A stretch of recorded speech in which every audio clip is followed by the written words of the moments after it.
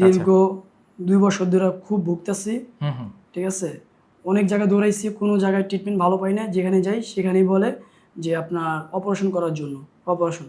আমি অপারেশনবিহীন চিকিৎসা পাওয়ার জন্য দীর্ঘ 1 বছর 1.5 বছর ধরে খালি ঘুরছি, কোথাও কোনো পাইনি।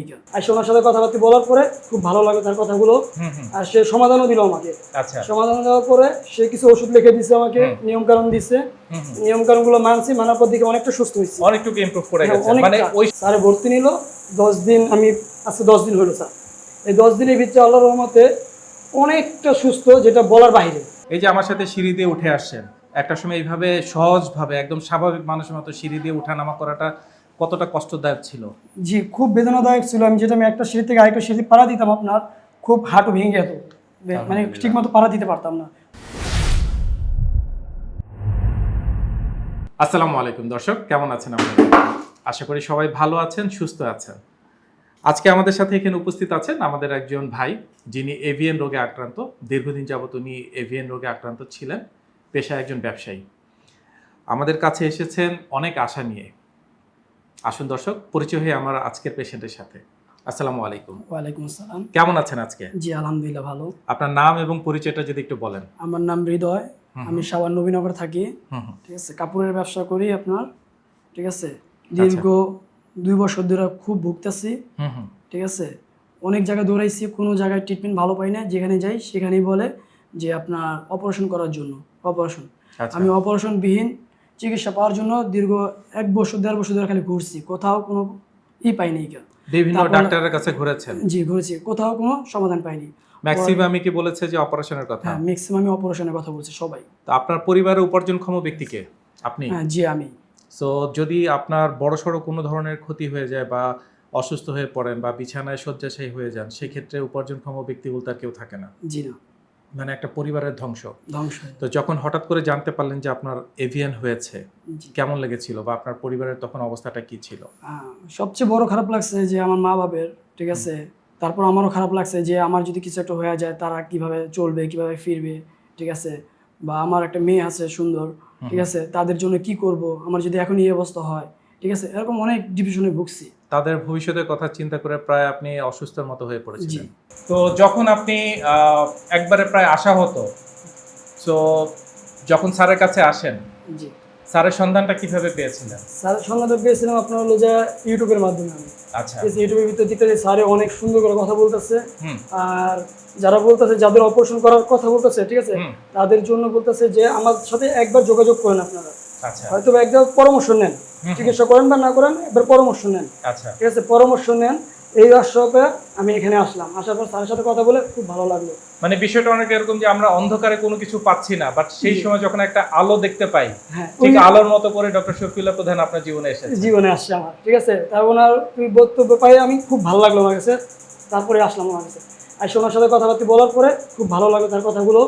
আর সে সমাধানও দিল আমাকে। আচ্ছা, সমাধান দেওয়ার পরে সে কিছু ওষুধ লিখে দিচ্ছে আমাকে, নিয়ম কানুন দিচ্ছে।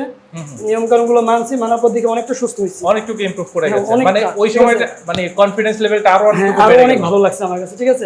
তারপরে স্যারে বললো যে আসতে, ঠিক আছে, ওইগুলো খাওয়ার পর ওষুধ পানি খাওয়ার পর আসলাম। স্যারে ভর্তি নিল 10 দিন, আমি আজকে 10 দিন হলো স্যার। এই 10 দিনের ভিতরে আল্লাহর রহমতে অনেকটা সুস্থ, যেটা বলার বাইরে।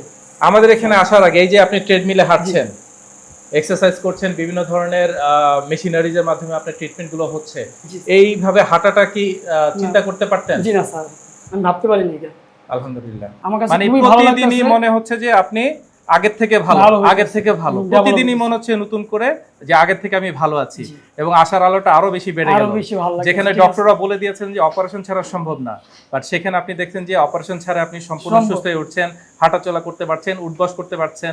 এই যে আমার সামনে আপনি কিন্তু এতক্ষণ ট্রেডমিলে কাজ করেছেন, সাইকেল চালাচ্ছেন, এই কাজগুলো কি আগে আপনি চিন্তা করতে পারতেন এমন করে? আমার তো মনে হয় আশাই ছিল না ওরকম, কিন্তু আপনাদের এখানে আইসা একটু একটু করে আশা ফিরলো, ঠিক আছে। আশা ফেরার পর আমি এতটাই সুস্থ হইলাম যেটা বলার বাইরে। আর আমি যদি দোয়া করি আপনাদের জন্য, তাও আমার দোয়াটা কম হবে। আলহামদুলিল্লাহ। এই রোগে ভুগতেছে, কি করবে সে দিশা মোরা পাচ্ছে না, ঠিক আছে। যখন ডাক্তারদের কাছে যায়, ঠিক আছে, অনেক ডাক্তার মেডিকেলে যায় বলে যে অপারেশন করার কথা, অপারেশনের কথা শুনে আরো বিভ্রান্ত হয়ে যায়, সে আরো ধ্বংসের পথে চলে যায় যে আমার কি হইলো। আসলে এমন কিছু জায়গা আছে যেরকম আমাদের ডিপিআরসি হসপিটাল এখানে, ঠিক আছে, এখানে ইউটিউবের ভিতরে যারা সার্চ করে দেখতেছে, ঠিক আছে, জি। তাদের জন্য এখানে আইসা একবার হলো শফিউল্লাহ নেওয়া প্রধান স্যারের সাথে কথা বলে ট্রিটমেন্ট নেওয়াটা খুব উপকারিত হবে, আর আশা করি সে সফলতাও পাবে আমার মতো। আলহামদুলিল্লাহ। এই যে আমার সাথে সিঁড়ি দিয়ে উঠে আসছেন, একটা সময় এইভাবে সহজভাবে একদম স্বাভাবিক মানুষের মতো সিঁড়ি দিয়ে ওঠানামা করাটা কতটা কষ্টদায়ক ছিল? জি, খুব বেদনাদায়ক ছিল। আমি একটা সিঁড়ি থেকে আরেকটা সিঁড়ি পাড়া দিতাম, আপনার খুব হাঁটু ভেঙে যেত, মানে ঠিক মতো পাড়া দিতে পারতাম না, খুব পেন হইতো। আর মনে আমাকে মনে একটু কষ্ট হইতো। বসিয়ে দেখাবেন যে মাটিতে অবশ্যই। বসতে পারেন কিনা? জি অবশ্যই, আলহামদুলিল্লাহ। একবার রিল্যাক্স। ঠিক ট্রিটমেন্ট নেওয়ার আগে এটা কতটা কঠিন ছিল আপনার অনেকটা কাছে? কঠিন ছিল, যে ভাঙতে গেলে আমার পাও এরকম হয়ে যেত, এরকম হয়ে যেত। আর সেই আজকে আপনি একদম স্বাভাবিক একবার মানুষ। স্বাভাবিকভাবে।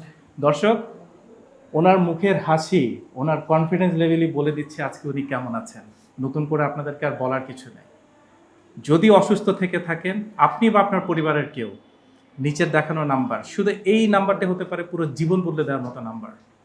সুস্থতায় ফিরে আসুন। অসুস্থতা কারোই কাম্য না, আমরা কেউই চাই না অসুস্থ থাকতে। চলে আসুন। হয়তো একদিন আপনি আমার পাশে, আমার এই ভাইয়ের মতো দাঁড়িয়ে আপনিও বলবেন আমি সুস্থ আছি, ভালো আছি, আপনারাও আসেন। ভালো থাকবেন, সুস্থ থাকবেন। আসসালামু আলাইকুম। ডিপিআরস লিমিটেড, আস্থা, বিশ্বাস ও নির্ভরতায় অবিচল।